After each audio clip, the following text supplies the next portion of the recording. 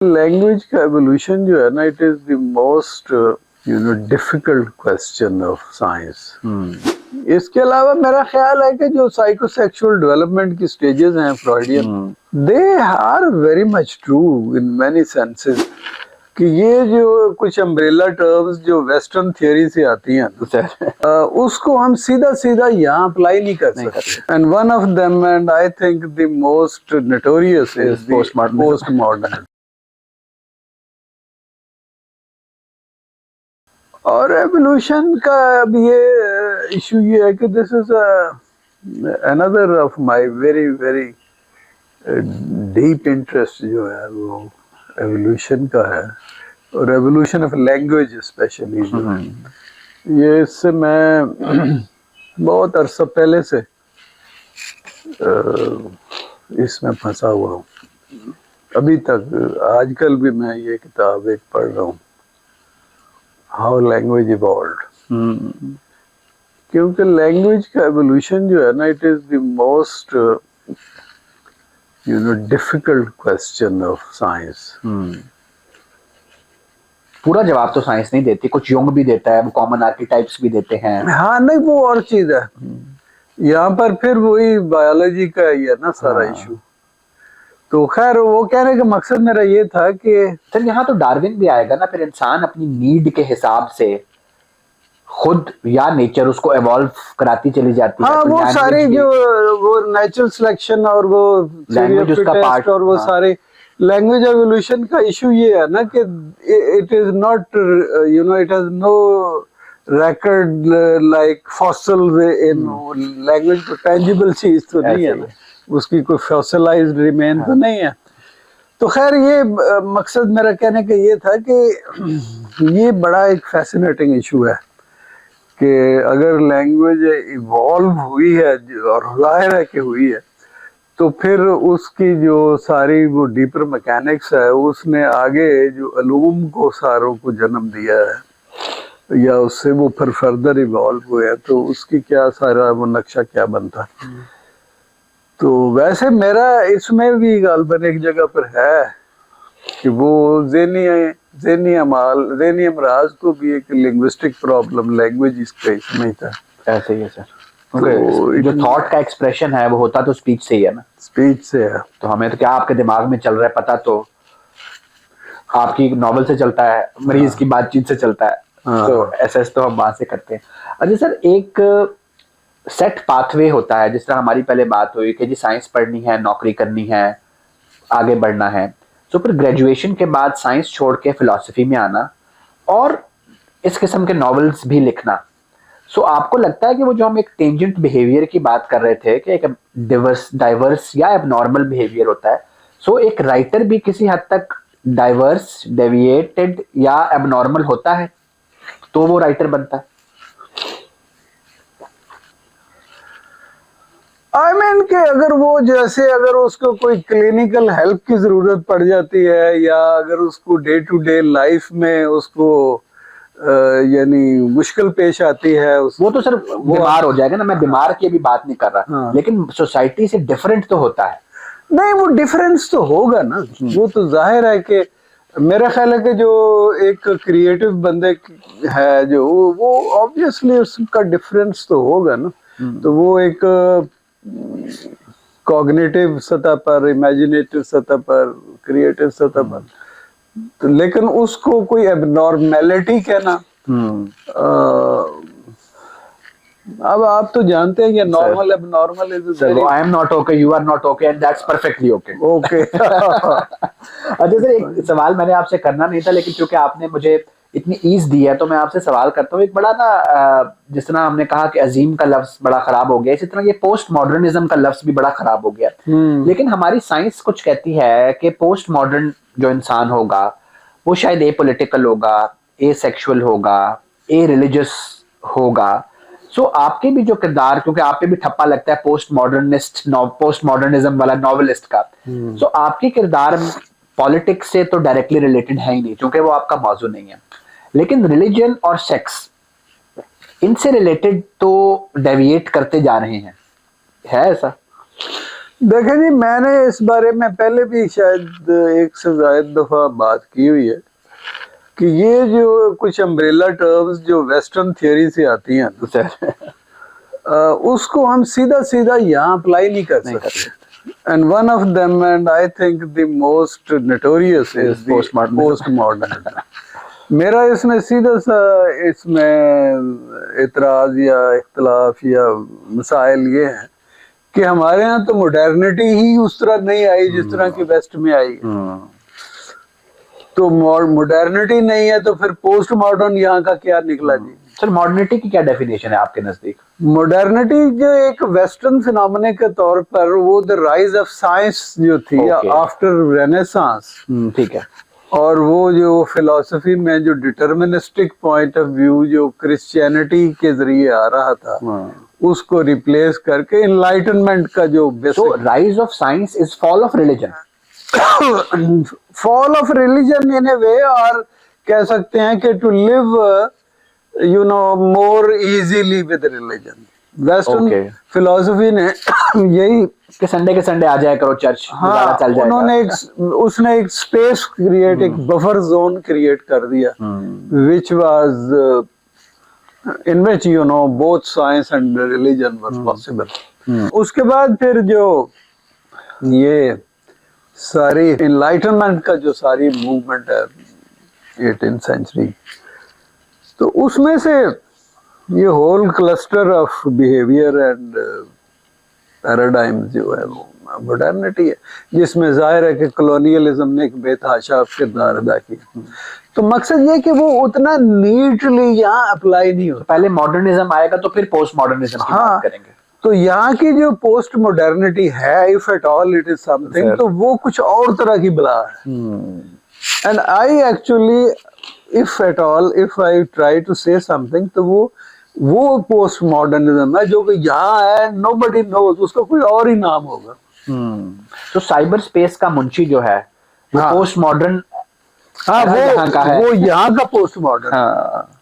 और अगर एक छोटा, और ये एक अच्छी मिसाल बल्कि आपने दी कि उसने वो एआई जीनियस है वो बंदा जकी जो है, तो उसने वो मतलब मुंशियों के खानदान से है, तो उसने वो सारा वो जो पटवारियों का जो सारी फाइलें थी जिनसे 2 नंबरी होती थी, वो उसका बाप भी जो है वो सारा उसमें है।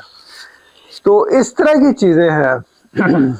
तो असल में जो पोस्ट मॉडर्निज्म यहाँ पर है वो एक जानने की जरूरत है, लेकिन उसके लिए यहाँ से क्या करते हैं यूनिवर्सिटियों में, सीधा जनाब ये फूको पे जंप लगा दें।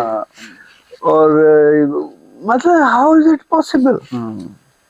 यहाँ की जो सोशल साइंस डिपार्टमेंट्स हैं उनके जो तलबा के और असातिज़ा के भी जो थीसिस होते हैं, वो क्या करते हैं, वो उधर से कोई मॉडल पकड़ते हैं और यहाँ पर ना उसको खींच तान के तो अजीबोगरीब डाटे डाल डूल के तो बना देते हैं। And I tell you one thing, जो सबसे मेरा ख्याल एक बड़ी बुनियादी बात है कि एज ए टीचर मैंने सारी उम्र ये स्ट्रगल की है कि किसी तरह स्टूडेंट्स में कंसेप्चुलाइज करने की इस्तेदाद पैदा हो। एक कॉम्प्लेक्स एक्सपीरियंस है, उसके अंदर कोई कॉन्सेप्ट छुपा हुआ, उस तक पहुंचो। और उसी से एक स्टेप आगे है थ्योरी की। Conceptualising and थियराइजिंग is totally missing. Original की मैं बात कर रहा हूँ, इंडिजिनस कह ले, अगर ये लफ्ज भी बड़ा पिट गया। तो indigenous conceptualizing and theorizing about and in your own life word. ये life word is again a term from the West. तो उसको that would be something original. ये नहीं है कि आपने बाहर से कुछ पकड़ा तो उसको यहाँ पे अप्लाई कर दिया। अब ये नहीं मैं कह रहा कि वो आप ना पढ़े, नहीं, do read and try to understand it. लेकिन मसला ये है कि एक गैप है तो जिस तरह मैं बाहर मरीज और तरह से देखता था, यहाँ और तरह से आई अडेप्ट कल्चरली। तो इस तरह हमारे राइटर को या जो मुहक्किक हैं, लिटरेरी मुहक्किक हैं, हिस्टोरियंस हैं, दे ऑल शुड। हाँ जी। अच्छा तो मैं एक जमाने में यहाँ पे मैंने कुछ अरसा लिटरेरी थ्योरी पढ़ाई। सर तो लिटरेरी थ्योरी में अब इट्स सो ऑब्वियस कि तमाम वेस्टर्न लिटरेरी थ्योरी किसी ना किसी फिलोसॉफिकल मूवमेंट या फिलोसफी में से डिराइव्ड है। चाहिए अब रशियन फॉर्मलिज्म से लेकर तो डाउन टू पोस्ट मॉडर्निज्म पर आ जाए सर, तो सब के पीछे कोई ना कोई फिलॉसफी है जो उधर की वेस्ट से निकली है। यहाँ पर क्या करते हैं कि फिलॉसफी पढ़ाए बगैर यहाँ के लिटरेरी डिपार्टमेंट्स में वो लिटरेरी थ्योरी पढ़ा रहे हैं, students are at a loss. तो वो एक दफा मैंने पढ़ाया यहाँ पर, तो उन्होंने कहा जी कि ये तो मैं पढ़ाते ही नहीं है, ये जो आप कह रहे हैं ये क्या है। But then after that course and session they probably had a better understanding. अच्छा, अब वही जो वेस्टर्न थ्योरी है जिसमें से ये लिटरेरी थ्योरी निकली है, उसमें से कहीं उधर से पकड़ के कहीं उधर आपके नकात जो है वो वहीं से खींचे डाल के तो यहाँ पर अप्लाई करते हैं। अब पता नहीं, मैं नहीं जानता, मेरा इस पे शायद कोई हो, लेकिन वही कि जो ओरिजिनल क्रिटिकल थियरी यहाँ की है, लिटरेरी क्रिटिकल, वो क्या कोई है यहाँ पे या नहीं है। ज्यादातर तो वही डरीडे और वही फ्रूको और ये तो इधर उधर के मार के, या पहले एक जमाने में मार्क्सिज्म, फ्रॉइड था, हाँ फ्रॉइड आया, युंग था, फिर जनाब एग्जिस्टेंशियलिज्म आया।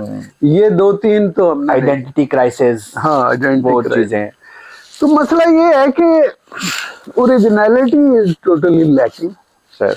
और उसकी सिंपल वजह यही है कि वो जो एक फैसिलिटी और एक ब्रेन माइंड ट्रेनिंग है कंसेप्चुअलाइजेशन की और थ्योराइजिंग की, वो खत्म है, वो है ही नहीं, कभी ना ही कोई पैदा कर। सर बाहर की बात हो रही थी तो हमारी बातचीत हो रही थी मोहम्मद सलीमुर रहमान साहब से, तो उन्होंने कहा कि जी वो मिर्जा अतर बेग के नॉवलों में एक किरदार बाहर से जरूर आता है और उन्होंने मुझे कहा कि आप साइकियाट्रिस्ट हैं, आप इसके पीछे रीजन बताएं। मैंने कहा उनसे मिलूंगा तो पूछूंगा। तो सर साइबर स्पेस मुंशी में भी वो खातून बाहर से आती हैं, गुलाम बाग में तो पूरी टीम बाहर से आती है। तो बाहर से कोई बंदा या टीम क्यों आती है आपके नॉवल? वो इसलिए कि मेरी 95% किताबें बाहर से आती। तो किरदार भी फिर, अब वो इन फ्लैश एंड ब्लड अगर आ जाता है तो उस पर एतराज है सर, लेकिन मेरी पढ़ाई सारी जो है वो सारी बाहर से आ रही सर, उस पे कोई मसला नहीं sir. What is the sense sir?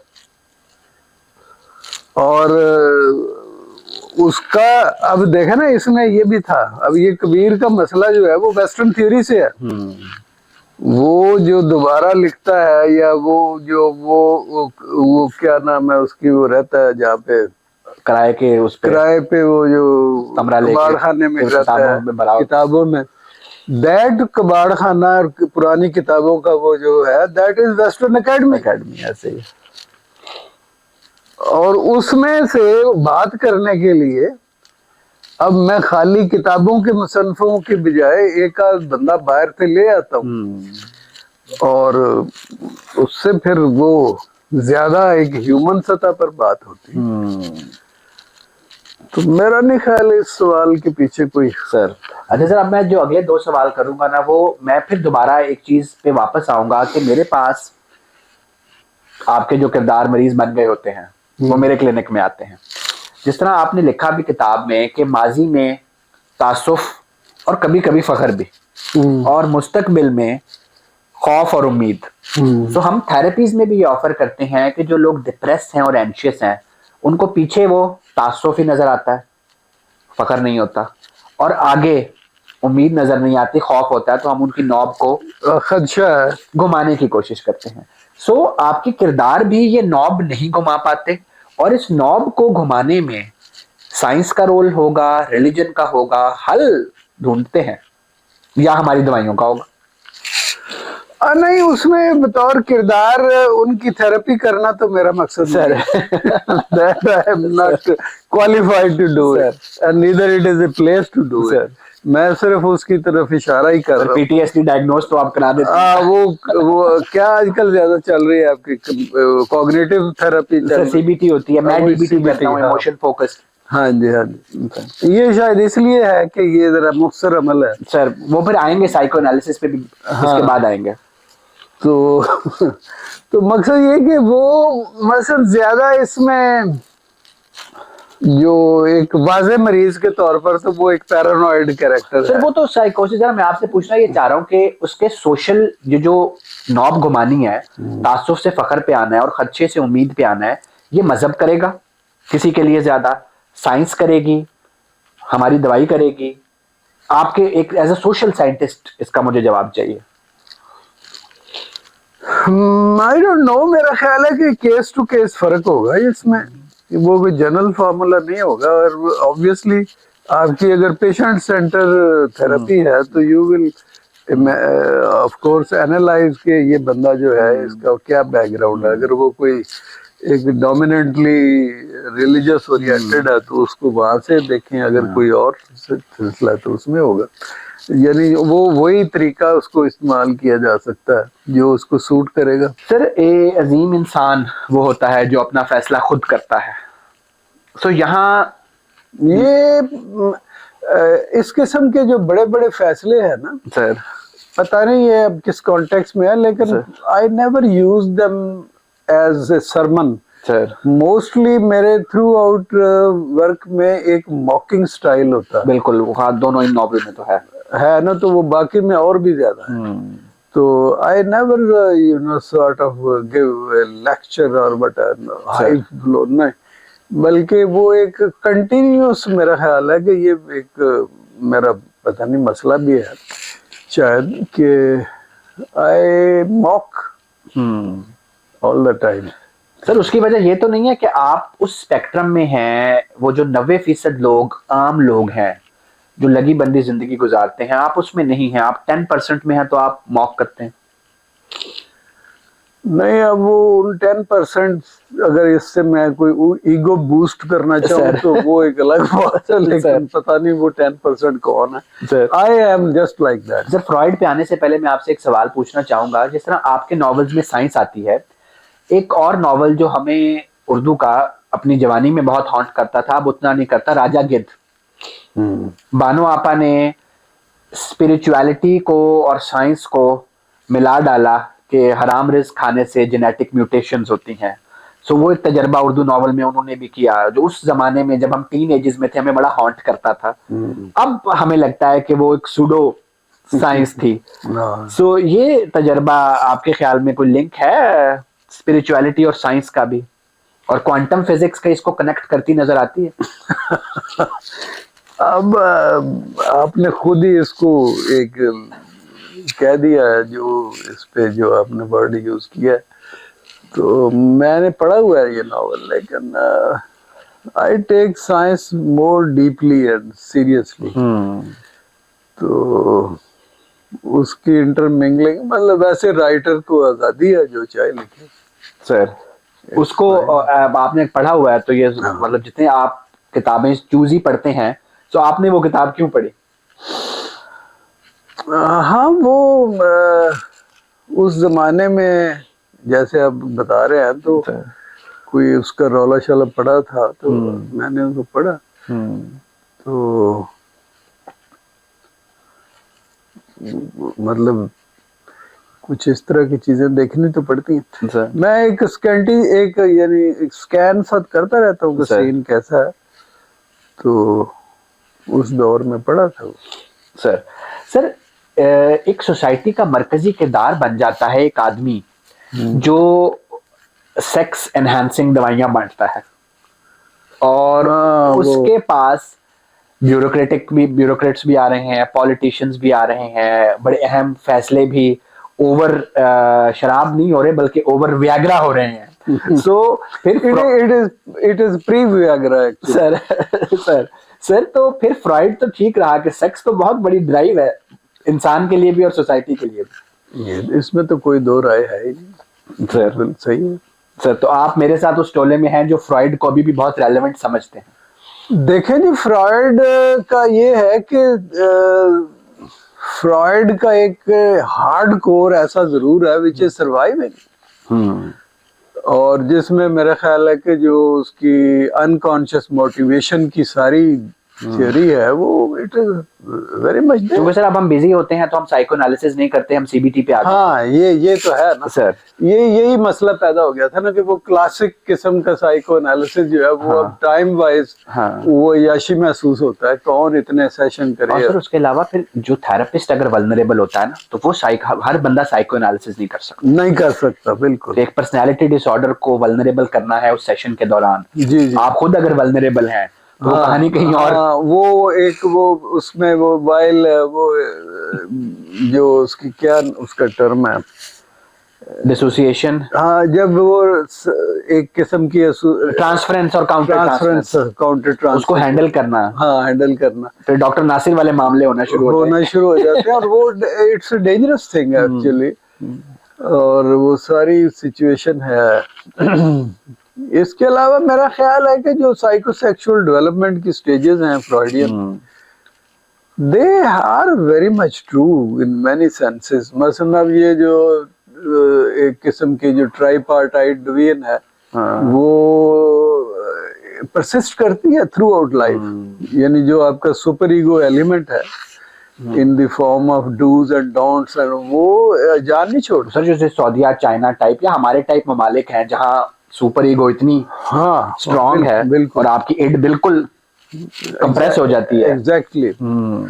मेरा ख्याल ये है कि फ्रॉइडियन थियरी जो है वो it is more of A Meta psychology, और उसका एक बहुत वाइड चूंकि एप्लीकेशन की रेंज है, तो एक ह्यूमन अफेयर्स की यानी वसी तरीके, सिर्फ वो कोई अब नॉर्मल वो साइकोथेरेपी नहीं है। तो इसलिए वो सरवाइव करती है एक बड़े तनाजुर में। तो वो मतलब ये है कि उसकी जो रेंज है वो इतनी ज्यादा है कि वो as a theory it will survive. और वो खसूसन कॉन्टिनेंटल फिलॉसफी में मसलन लाकान जो है उसने तो फ्राइड को री इंटरप्रिटेशन उसकी जो करता है वो, और वो जो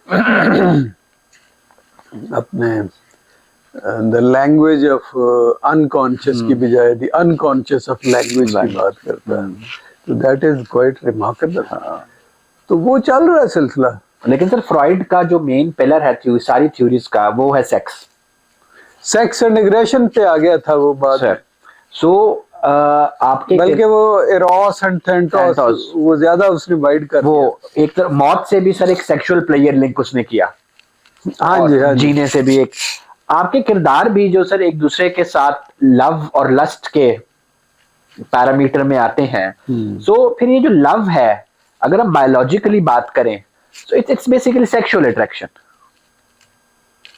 या इसके भी कोई फिलोसॉफिकल डायमेंशंस हैं? अगर हैं तो वो भी फिर गुजर के तो सेक्स से ही जाती हैं। इससे वो एक इसमें है वो इश्क पर एक नाकाबिले यकीन मुकालमा जो है, जिसमें वो इसी आई एंड द अदर की को ट्रांसेंड करने की कोशिश करते हैं।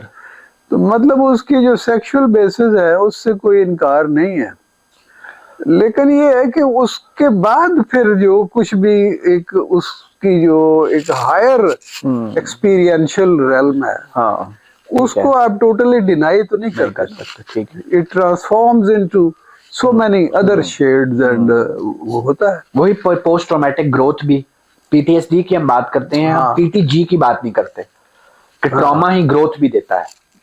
यस, मतलब इसको साइबर स्पेस मुंशी को भी साइबर स्पेस का मुंशी बनाने वाला ट्रॉमा ही है। ट्रॉमा है तो उसके दो डायमेंशन है, एक स्ट्रेस डिसऑर्डर और एक ग्रोथ।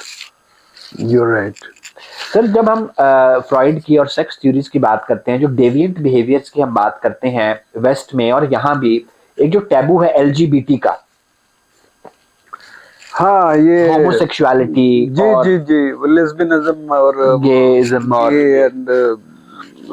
ट्रांस वगैरह। सर जी सर, तो इसको भी हम कोई डेविएटिंग बिहेवियर या वो जो टेंजेंट है उसमें शुमार करते हैं, या ये कुछ सेक्सुअल कॉन्फ्लिक्ट्स हो सकते हैं? इसके भी तो कुछ बायोलॉजिकल बेसिस वो बताते हैं। क्रोमोसोम 8 भी है हाँ हाँ, जो बायोलॉजिकल बेसिस है। तो अगर उसमें ये बेसिस मौजूद है तो फिर मेरा नहीं ख्याल कि इस पे हम कोई वैल्यू जजमेंट इसको दें। अब इसकी एक्सेप्टेंस बाहर की जो पोस्ट मॉडर्न वर्ल्ड है उसमें तो बहुत है। हाँ। अब बल्कि ये जो पीछे उधर ये अमेरिका में जो हुए हैं, ये जो इलेक्शंस हुए हैं, सुना इस पर बड़ा वो वोट मिले हैं इनको, क्योंकि उनकी मोरालिटी जो वो डेमोक्रेट्स की है वो एक्सेप्टेबल नहीं है, लोगों को पता नहीं। सर लेकिन अगर हम ये स्पेक्ट्रम देखते हैं ना, सो जो सारे बिहेवियर्स जो पहले एब्सर्ड गिने जाते थे, एबनॉर्मल गिने जाते थे, ओवर द ईयर्स उनको नॉर्मलाइज किया जाता जा रहा है। और अगर यही चलता रहा तो हमारी तो दुकान शायद एक दिन बंद हो जाएगी कि फिर आप सुसाइड को भी नॉर्मल करेंगे, डिप्रेशन को भी नॉर्मल करेंगे, साइकोसिस को भी नॉर्मल करेंगे। सो ये लाइन पोस्ट मॉडर्न एरा जब वाकई आएगा, सो ये बड़ी ब्लर नहीं हो जाएंगी नॉर्मल और एबनॉर्मल की लाइंस, और अगर हम सब कुछ एक्सेप्ट करते जाएंगे? अब पता नहीं, मैं इस मखसूस कॉन्टेक्स्ट में बात को पूरा शायद समझ नहीं सका, लेकिन मसला बुनियादी तो वही है ना कि अगर एक शख्स जो है, अगर उसको अपनी लाइफ में एक क्लियर मसाइल है, उसको डे टू डे लाइफ को, क्वालिटी ऑफ लाइफ इंपेयर हो रही है, क्वालिटी ऑफ लाइफ को, बल्कि इवन उससे मोर भी, एंड ही नीड्स हेल्प, तो वहां पर तो intervention from your quarter would be obviously needed. Sir हमारी जो क्वार्टर की इंटरवेंशन है ना, आखिरी सवाल पे हूँ, आपका बहुत वक्त लिया है, जो नफ्सियाती दवाइयां हम देते हैं, हाँ, क्योंकि वो दिमाग के केमिकल्स ऑल्टर करती हैं जो कि ब्रेन के केमिकल्स हैं, और जब ब्रेन ऑल्टर होगा तो हम मान नहीं सकते कि माइंड ऑल्टर ना हो। एब्सोल्युटली ठीक है, तो फिर एक स्कूल ऑफ थॉट जो पूरा एंटी साइकाइट्री है, वो तो आपने पढ़ा, वो ये भी कहता है कि ये सारे एबनॉर्मल बिहेवियर्स को एक छतरी दे के एक मेडिकल की स्पेशलिटी बना दी है, थॉमस डैस और लैंज, और वो ये बात करते हैं। सो फिर कुछ लोग ये भी कहते हैं कि वो जो बेचैनी होती है वो क्रिएटिविटी की बेचैनी होती है, उसको कोई रास्ता मिलना होता है, लेकिन हम तो दवाई देते हैं चूंकि लाइफ डिस्टर्ब हो रही होती है। सो नफ्सियात की दवाइयां, और अगर हम अपने ब्रेन से या इलिसिट ड्रग्स के जरिए, LSD के जरिए, मशरूम के जरिए, या हमारी प्रिस्क्राइब्ड मेडिकेशन से छेड़खानी करेंगे तो, और नेचर से इंटरफेयर करेंगे, फिर हम 50 साल बाद कहाँ होंगे? और इतना रेगुलरली करेंगे। SSRIs are one of the most prescribed medications in the world at this point. इसको मेरा ख्याल है कि मैं I don't qualify to give you a definite answer about it, क्योंकि मेरा ख्याल है इसमें काफी इन्वॉल्व होती है आपकी प्रोफेशनल बायोलॉजी और वो सारा सिलसिला जो है। लेकिन मेरे ख्याल है इसमें एक जो ह्यूमनिस्टिक अप्रोच ली जाए तो वो एक हमारे पास एक कॉमन डिनोमिनेटर बनता है कि उसको तो फॉलो करना चाहिए। इफ ए मैन और पर्सन इज सफरिंग तो वो सफरिंग तो नहीं होनी चाहिए।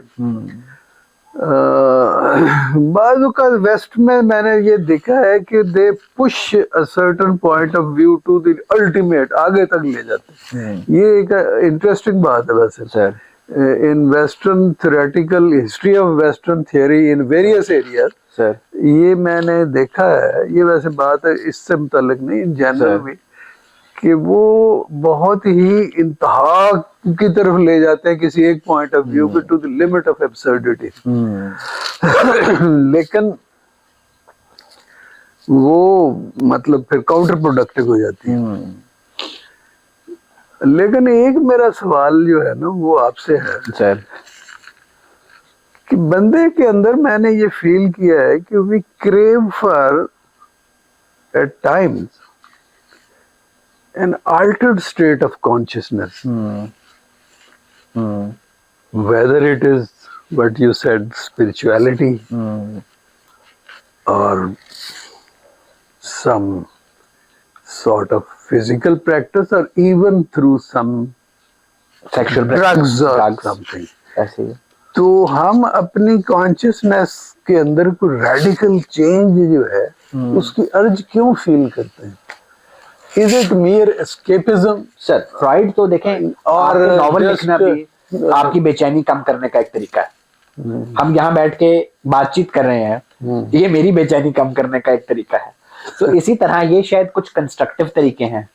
ड्रग्स जो एक और दुनिया में, सर मेरा एक पेशेंट आया, उसने 3 लाख रुपए की LSD मंगवाई। I hope you know what is LSD। Oh yes, of सो वो कुरातुल हैदर ने लिखा है ना कि अहले कैलिफोर्निया ने अपनी जात का सफर LSD पे बैठ के तय किया है। हाँ, वो LSD का तो शुरू में बड़ा था, ये मैजिकल ड्रग आ गई है, और वो हक्सले ने गालमन इस Sir. पे डोर्स टू परसेप्शन और something. ज़िया जलंधरी का वो शेर है, रंग बातें करे और बातों से खुशबू आए। सो दिस इज सिनेस्थेसिया है ना ये। रिफ्लेक्स हेलुसिनेशंस है, सिनेस्थीसिया है। सो मेरा एक पेशेंट मेरे लिए, उसने कहा डॉक्टर साहब आप जो हमें कहते हैं कि ना करो, एक दफा आप करके देखें। आप उस जर्नी, उस ट्रिप से हो के आए। उसने मेरी मिन्नतें की। सो सर ये एक तो ओपननेस टू एक्सपीरियंस है कि बहुत सारे लोगों की पर्सनैलिटी ऐसी होती है, जिसमें आपके बहुत सारे किरदारों की भी है, कि कुछ नो गो एरियाज हैं जहां जाना ही जाना है। आपके अंदर भी वो अर्ज थी तो आप फलसफे में आए, नॉवल लिखे। मेरे अंदर वो अर्ज थी तो मैंने सर्जरी नहीं की, मेडिसिन नहीं की, साइकाइट्री की। सो वो एक अर्ज है अननोन की, कई दफा वो ले जाती है। और कई दफा सर हमारी कॉन्शियस हमारे लिए इतनी मुश्किलात क्रिएट करती है, और यहाँ पे बैठे होना इतना मुश्किल हो जाता है कि हम चाहते हैं कि फिर कुछ देर के लिए वो किला ठोका जाए। तो वो किला मजहब भी ठोकता है, वो किला LSD भी ठोकती है। नहीं, ये तो आप फिर वही जो रिलीजन को ओपियम कहा था उसने, तो उसी में चली जाती है ना बात। क्योंकि सर मैं नहीं, देखता हूं- मेरा ख्याल है कि ये यू राइट ऑफ कोर्स, लेकिन इसमें मुझे कुछ और डायमेंशंस भी नजर आती हैं, लेकिन वो इसमें फिर कभी सर मुमकिन हुआ। बताएंगे, आज इस पे कंक्लूड कर लेते हैं। मेरा मतलब ये है कि एक जो normal state of conscious, so called normal state of, जिसमें हम अभी हैं, उसमें ये जरूरी नहीं है कि बंदा उससे तंग पड़ जाए या ड्यू टू सम सफरिंग। ठीक है। मसलन ये है ना कि ये जो ड्रग यूज करते हैं तो उस पे not all the drug users are Sufferers. In bad shape और डिप्रेस्ड और anxious. No, they just want to do it for the kick of it और thrill of it. Dopamine surge. हाँ, वो जो है सर तो ये क्यों इंसान के अंदर, ये at least in some of the human being sir वो मौजूद है। ये किस तरह का एक हीडोनिस्टिक इंटरनल प्लेयर का एक सिलसिला जनरेट होता है। And is it, I thought, I read somewhere कि even animals can be indulging in this sense, they can be taught to the through you know, इस तरह के काम वो भी Sir. शुरू कर सकते हैं। सर ईद पे सर हम बकरे नहीं देखते, बकरे भांग के पौधों की तरफ हाँ, पहुंच जाते हैं। हाँ, चिंपैंजीज बियर तो बड़े शौक से पीते हैं वैसे सर तो सर तो देखें वो डोपामिन किक, तो वो तो उधर भी देखें सेक्सुअल प्लेयर क्या है, that is that dopamine kick. So उसका इंसान को एक दफा चस्का लग जाए, फिर वो आगे से आगे जाता है ना। ड्रग की भी इसलिए डोज बढ़ती चली जाती है। कुछ लोग नियर डेथ एक्सपीरियंस लेना चाहते हैं, ये भी एक बड़ी हॉन्टिंग चीज है। Lot of people they take near death, कि थोड़ा सा झांकें हाँ, कि उस तरफ क्या है। सर एंड इस पे करूंगा, 70+ years इन दिस वर्ल्ड, अब उस तरफ का सोचते हैं। वो कोई पैरानॉर्मल चीज है, वो खाका रिलीजन से डिफाइन होता है, या कब्र में या जल के बैक्टीरिया ने हमारी बॉडी को डिके करना है, दैट इज ऑल। कुछ सोचा है उसके बारे में सर, पर्सनल लेवल पे? हाँ, वो सोचना जो है वो मेरा ख्याल है कि अब 70+ में नहीं, बल्कि अरसे से ये एक सवाल तो मौजूद होता है ना सर। तो अब ये है कि उसमें सिर्फ मुझे थोड़ा सा एक एंजाइटी अगर हो भी तो ये होती है कि I have a lot of backlog to finish. तो उसका कभी कभी होता है मसला कि आई शुड, यानी मेरे साथ प्रॉब्लम ये हुआ है कि I have to hurry up things now. I mean मेरा इशू ये है कि मैंने बहुत से काम शुरू किए हुए हैं जो मुझे मुकम्मल करने चाहिए। तो इसके अलावा वो भी आप फिर अपनी जात के ही गिर्द है ना, आगे उस पार उम्मीद है या खदशा है या कुछ भी नहीं है? आई डोंट नो, वो मैं इस टर्म्स में नहीं सोचता उसको। मतलब death is an external reality, it is for you, my death is an event in your life, not mine. बिल्कुल, आई ऑल्सो थिंक सिमिलर कि दूसरों की मौत से हमें परेशानी होगी, हमारी मौत से बाकी करेंगे, हमारा क्या लेना देना। हाँ, मेरा कोई उससे तल्लक नहीं। और ये बात वैसे मतलब है भी सही। तो sir thank you so much, आपका बहुत टाइम लिया। नहीं, बहुत इट्स अ प्लेयर। व्यूअर्स, आज का जो क्रक्स है ना, एक तो ये पॉडकास्ट जो है ये सिर्फ उन लोगों के लिए है जो उस 10% में हैं जो इन चीज़ों को प्रोसेस कर सकते हैं, और जहां प्रोसेसिंग में मुश्किल पेश कर आती है आपको, तो वहां बात यही है कि उन सवालों का जवाब अहम नहीं है, उन सवालों की प्रोसेसिंग और जर्नी अहम है। Thank you.